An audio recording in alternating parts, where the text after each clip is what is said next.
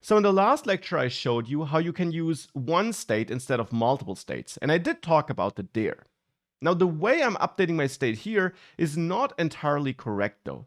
It technically would work, but in niche cases it could fail, and it's simply not a good practice to update it like this. So what's the problem here? Here, I'm depending on my previous state for updating the state. In this case, we depend on the previous state because we use this one state instead of three states approach, and we need to copy in the other values so that we don't lose them. Hence, we depend on the previous state snapshot to copy in the existing values and then just overwrite one value with a new one. Now, whenever, and that's another key rule which you should memorize, whenever you update state, and you depend on the previous state. So for example, as we do here in this object, but also if you would be managing a counter which you increment by 1, for example, whenever you update your state and you depend on the previous state, you should not do it like this, but you should use an alternative form of this state updating function.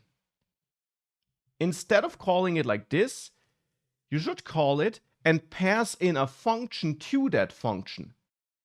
So you call the setUserInput function and you pass a function to it. For example, such an anonymous arrow function.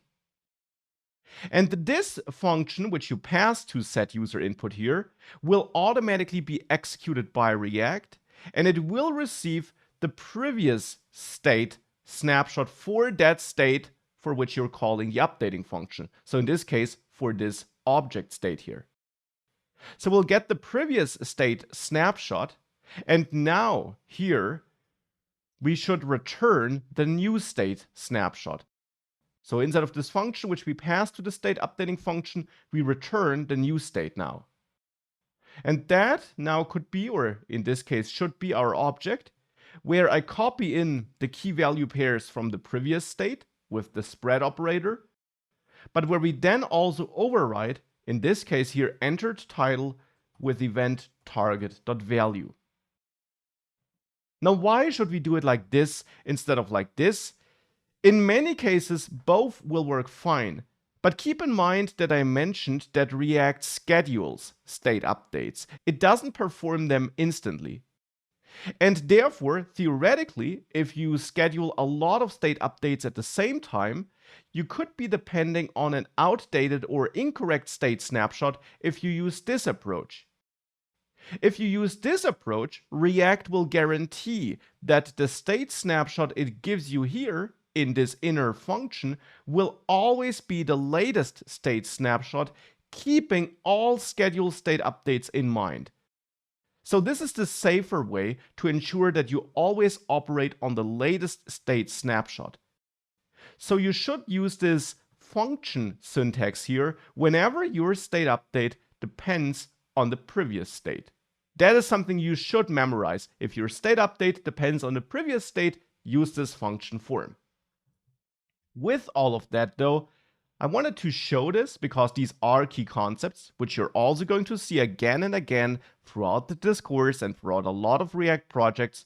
But here, I will actually comment out all of these alternatives, and I will switch back to that multiple states approach instead, which we initially had.